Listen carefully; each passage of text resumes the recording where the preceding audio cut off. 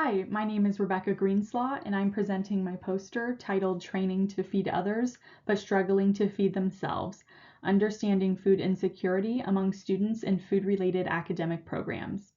Thank you for taking the time to hear about this research. Food insecurity among college students is well documented, yet students in food-related academic programs remain largely overlooked. This presents a paradox that the very students training to address food-related issues in others may themselves be struggling to meet their own basic food needs.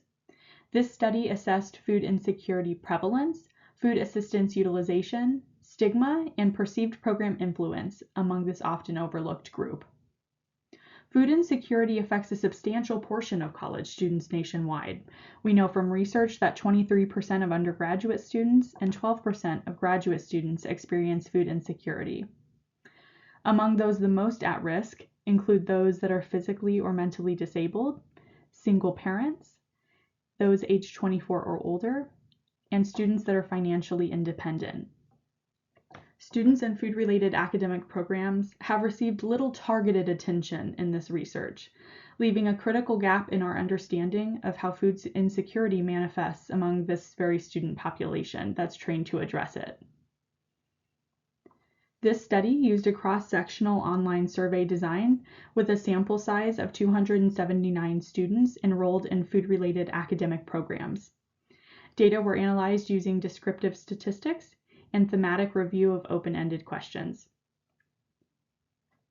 Of the 260 students who completed the food insecurity screening portion of the survey, 42% screened as food insecure.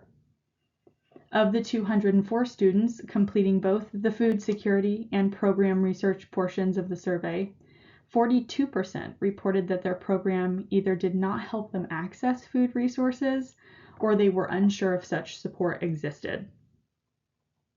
Among these same 204 students, 92 screened as food insecure, and the following statistics reflect their food access experiences.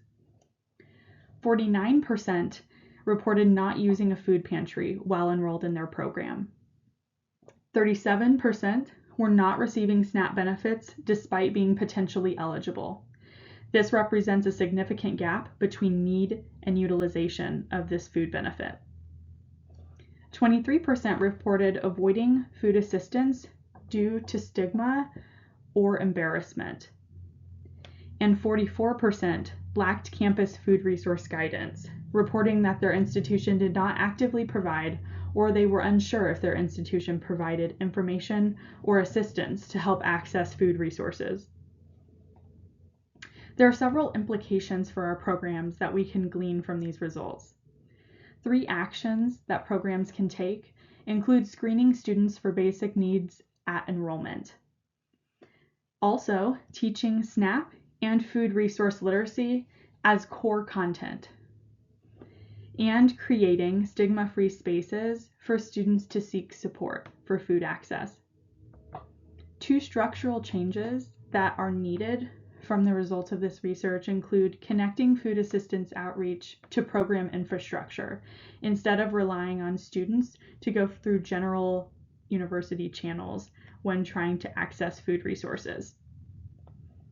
We can also advocate for changes in the structures of our programs, including for financial support during unpaid internships or other practicum or clinical requirements of these programs.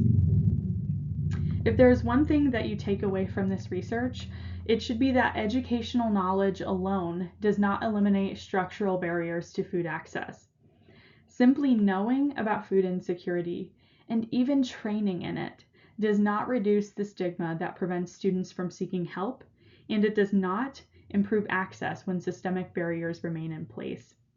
Addressing this requires intentional action.